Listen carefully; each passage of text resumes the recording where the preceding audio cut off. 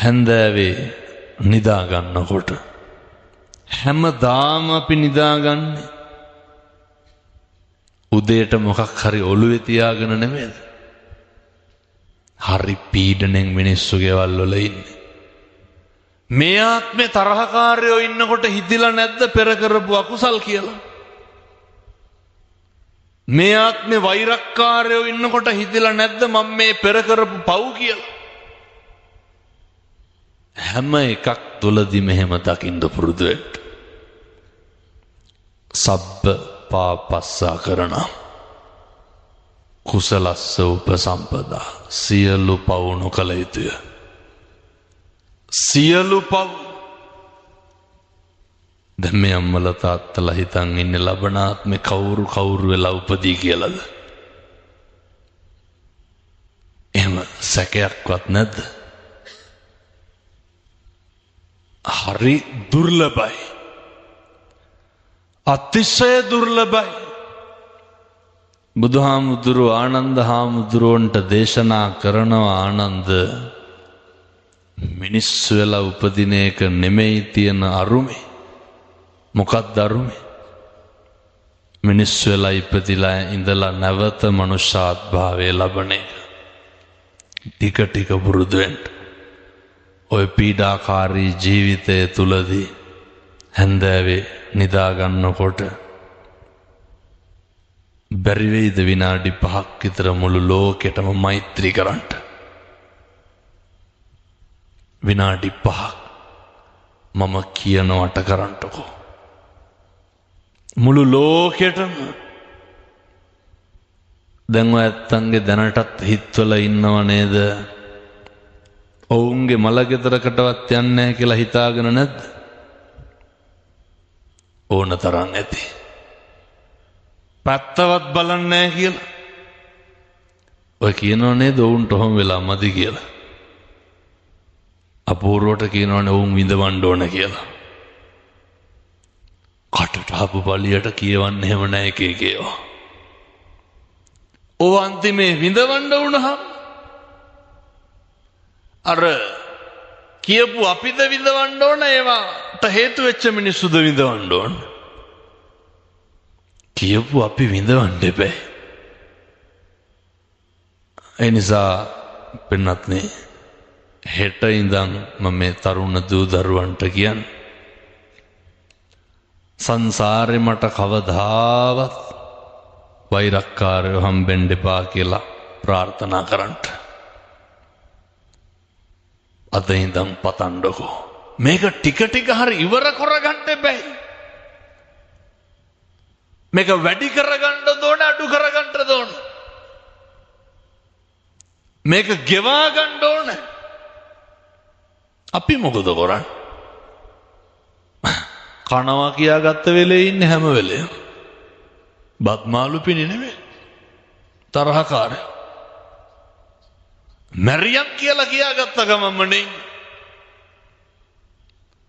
අපූර්වට කියනවනේ තොපේ දරුවෙකුටවත් හරියන්න එපා කියලා. මේ පැතිවල නම් එහෙම කියන්නේ නැති වෙයි සමහරට. බොහෝ පැතිවල දෙස් දෙවල් දෙනවා. මිනිස්සු කොහොමද අනේකගේ විපත පතන්නේ? හෙට ඉඳන් එහෙම කියන්න එපා. හතුරෙකුටවත් දොස් කියන්න එපා. මොකද අපි බෞද්ධයෝ. අපේ හිතේ තියෙන්න ඕන නපරෝ පරං නිකුබ්බේත නාති මඤ්ඤේත කත්ත චිනං කංචේ. කිසිවෙක් කිසිවෙකුට වෛර නොකරේවා, නින්දා නොකරේවා, අවමන් නොකරේවා. ඉතින් බැරිද මේ දායකයන්ට එහෙම ඉන්න? මැරෙනකොට මොකක්ද මතක් වෙන්න ඕන? මම මේ ටික මෙහෙම කියන්න හේතුවක් තියෙනවා. ඔය දැන් අතේ පයේ හයිය තිබ්බට, ඔය හතරහන්දි වළංගු තිබ්බට සමහර දේවල් වෙනවා එක සෙනෙකින් මේවා වෙනස් වෙනවා. එක සෙනෙකින් අපිට බිරිඳ නැති වෙන්න පුළුවන්. දරුවෝ නැති වෙන්න පුළුවන්. අපිට අපි නැති වෙන්න පුළුවන් පින්නතුනේ. මිනිස්සෙක් මට කතා කරන ඔය විදේශගත වෙලා ඉඳලා තියෙන මේ මැෂින් එකකට අහුවෙලා අත මෙතනින් ගැලවිලා ඇවිල්ලා කියනවා හාමුදුරුවනේ ලංකාවට එනකොට ඉඩ කඩන් අරගෙන තියෙන්නේ බිරිඳගෙනවට මොකවත් නැහැ. අම්මයි තාත්තයි අනෙක් සහෝදරයන්ට ඉඩ කඩන් ලියලා ඔය කට්ටිය කියන විදිහටම කිව්වොත් එහෙම ගෑණි වෙන මිනිහෙක් එක්ක පැනලා ගිහිල්ලා ශාස්ත්‍රීය විදිහට කොහොමද කියන්නේ බිරිඳ වෙන ස්වාම පුරුෂයෙක් එක්ක ගිහිල්ලා මනුස්සයා කියනවා මේක කලින් තේරුණා නම් ඒ කියන්නේ මට මමත් නැහැ අත නැහැ. මනුස්සයා කිව්වා මට මමත් නැතිකොට අනිත් ඒවා නැති එක අහන්න දෙයක් දහමදුරෝනේ කියලා. මේ අත තියෙන හින්දා හොඳයි ඒකත් නැති වුණා නම් සල්ලි අල්ලන්න පුළුවන්. මගේ කියලා මොනවාද පරිභෝජනය කරන්න පුළුවන්. මේවා තේරුම් ගන්න. අර මම නිතර කියන එකක් තමයි මම දැක්ක තරුණයෝ මේ වාහනවලත් ගහනවා ස්ටිකර්. රාචින්තිතම්පි භවති නේ චින්තිතම්පි විනස්සති. මේ ලෝකේ අපි හිතන දේවල් වෙනවද? මොනා කරන්න බැරිද පින්නතුනි අපි හිතන එක වෙනවනම් වෙන දේ හිතා ගන්න පුළුවන්. හිතන දේ වෙන්නෙත් නැහැ. වෙන දේ හිතා ගන්නත් බෑ. ඒ හින්දා තමයි අදාද එයිමරු පින් කරගන්නේ කුමටද කුසලට එක වචනකින්වත් සංසාරේ දිග්ගස ගන්න එපා. අල්පනත්තකින්වත් අනෙකට රිදවන්න එපා. අනෙක පීඩාවට ලක් කරන්න එපා. වැරදි 1000ක් ඇති. අපි කවුද වෙන්න ඕන? අපි නිවැරදිකාරයෝ වෙන්න ඕන. මම දැන් වඩිනවා හෙට අනිද්දා මාතර බන්ධනාගාරයට. ඒ සියලු දෙනාගෙන් ඇහුවොත් එහෙම එතන කිසි කෙනෙක් නැහැ අපි හින්දා මිනිහ මරපු. එතන කිසි කෙනෙක් නැහැ අපි හින්දා එන කොටාගත්තු. මිනිස්සු හැම වෙලේම කුලප්පු වෙන්නේ අනුන්ගේ දේවල් වලට. කුණුහරප කියලා බනින එක කාගේ වැඩක්ද? කියමු බලන්න. අපේ වැඩක්ද අනුන්ගේ වැඩක්ද? එක අනුන්ගේ වැඩක්. මේක නිවටකම නෙමෙයි. ජීවිත ඉවසන්න පුරුදු වෙන්න. හේතුව දවසක් එනවා දැන් මේ අම්මලා තාත්තලා කැමතිද ඔය ඉඳගෙන ඉන්න තැන්වල කෙල ගහන්න කැමතිද? කැමති නෑ. දැකලා තියෙනවද අර ඇඳ ගාව බකට් එකක් තියාගෙන කාරලා කෙල ගන්නවා. ඕක අපිට වෙන්නේ නැද්ද? ඕකට වයසක් තියෙනවා. යමු බලන්න මහරගම පිළිකාරෝහල පැත්තේ හොඳ සල්ලිකාර දරුවෝ ඉන්නෝ. හොඳ සල්ලිකාර මිනිස්සු ඉන්නෝ. පෞගිය දවස්වල මහත්තයෙක් එනවා කොළඹ ඔය කම්පැනි එක අයිතිකාරයෙක්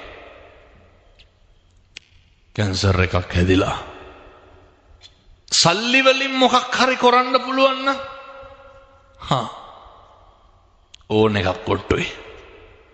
කිසි දෙයක් කරන්න බෑ. කිසි දෙයක් කරන්න බෑ. මිනිස්සු මල මුත්‍රා වලට කොච්චර පිළිකුල් කරනවද? ඒක හරිය අපිරියනේ. ඔය මම අර කිව්ව අවුරුදු 28ක් 30ක් විතර ඇති කොල්ලට. හොඳ දෙහධාරී ලස්සන තරුණේ. දැකලා තියෙනවද ඇක්සිඩන්ට් වෙලා මොලකටු කැඩිලා ගිහිල්ලා බට ගහලා ඉන්නවා. කවුද දන්නේ අපිට මොකක් වෙයිද කියලා. ඉන්නකොට අර එකපාරම ගුදමාර්ගි පිළිකාවක් ඇවිල්ලා. මම යනකොට අර බඩට බටයක් දාලා අර පැකට් එකක් එල්ලලා තියෙනවනේ මල පහයන්ට. ඒ පැකට් එක එල්ලගෙන පිගානතේ තියාගෙන බත් කනවා. කියමු බලන්න.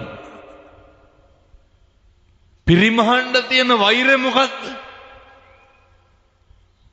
මොකද්ද පිරිමහන්න තියෙන වෛරය ඇටි? අනෙක එක්ක බැනගෙන අඬ දබර වෙලා කුණුහරුප කියලා තාතෝ කියලා මොකක්ද බේරගන්න තියෙන එදිරිවාදිකම? දුක් විඳලා මැරෙන්න බලාගෙන ඉන්න අපි මාස ගණන් ලෙඩ ඇඳේ නොනායින්ද වෙන්නත් නොනායින්ට වෙනවා. මෙහෙම වෙන්න තියෙන අවුරුදු 7-800 ජීවත් වෙනවා නම් ගැටලුවක් නැහැ. මේකේ මරාගෙන නෙමෙයි මේකේ තම්බගෙන කෑවත් මට කමන්නේ. අපි මැරෙනවනේ පින්නතුනේ. ලැජ්ජ නැතුව කියනවනේ මැරෙන්න බය නැහැ කියලා. කොටයක් අල්ලන්න ඕන නහයට බලන්න. අයින් කරගන්න එපාද කියලා කියනවා බලන්න. ඔය කිව්වට මතකද අර යහපන් ආණ්ඩුවෙන් පාකිස්තානෙන් එල්ලුම් ගහට කඹයක් ඕඩර් කරා. බන්තනාගාර මාධ්‍ය ප්‍රකාශක කියනවා වාට්ටු හොදන්න උනාලු. ඇයි? බඩේලී ගියා සේරටම. කවුද මැරෙන්න බය නැති වෙන්නතනේ? ඔය මොන කෙරුමත් මරණයට බයයි.